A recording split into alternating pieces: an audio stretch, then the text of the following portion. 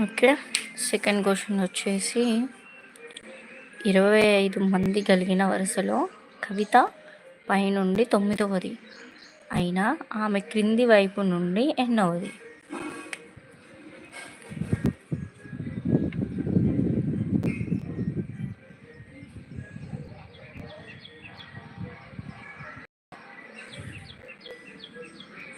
మళ్ళీ ఒకసారి క్వశ్చన్ చూడండి.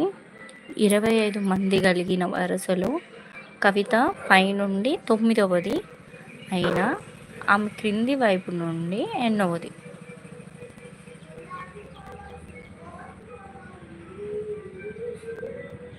మళ్ళీ ఒకసారి క్వశ్చన్ చూడండి.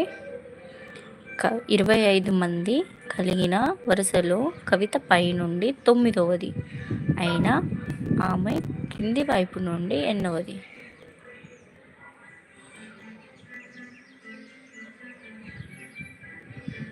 ఓకే, దీనికి కూడా సేమ్ ఆన్సర్ అండి. ఇక్కడ మనకు ఎంత ఇచ్చారు? 25 మెంబర్స్ ఇచ్చారు. అందులో పైనుండి 9వది అనమాట. సో 25 - 9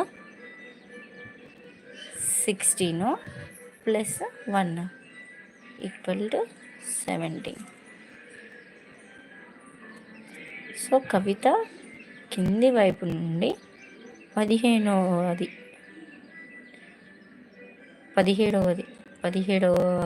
మెంబర్ అన్నమాట 5 మంది కలిగిన వరుసలో.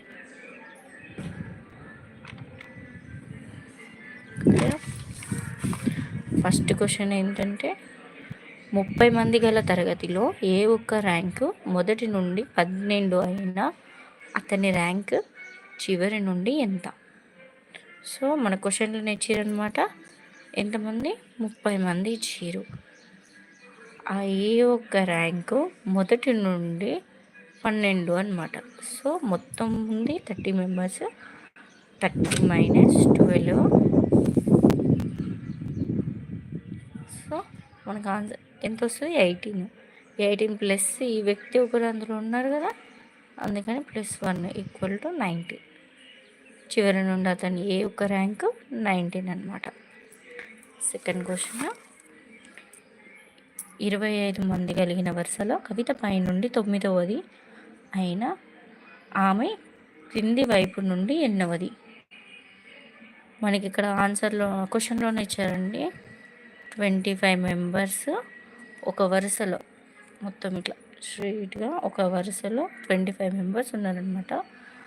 అందులో కవిత పై నుండి 9వది అనమాట.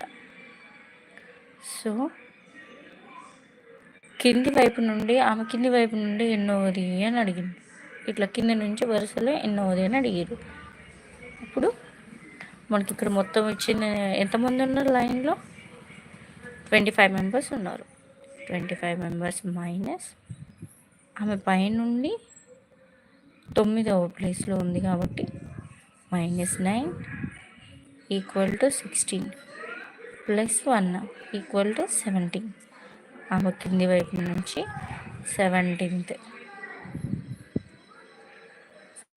ప్లేస్లో ఉందన్నమాట.